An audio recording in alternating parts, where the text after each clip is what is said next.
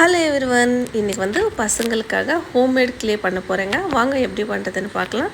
Sunday வந்து ஃபண்டே அவங்களுக்காக பண்ணலாம். வாங்க, நான் 1 கப் வந்து மைதா மாவு எடுத்துட்டேங்க. அதுக்கு வந்து ஒரு 1/4 கப்பு, ஒரு 2 ஸ்பூன்னு வச்சுக்கோங்களேன். கொஞ்சமாக சால்ட்டு மட்டும் எடுத்துகிட்டு ஒரு 2 டேபிள் ஸ்பூன் மட்டும் கோகோனட் ஆயில் எடுத்திருக்கேன்.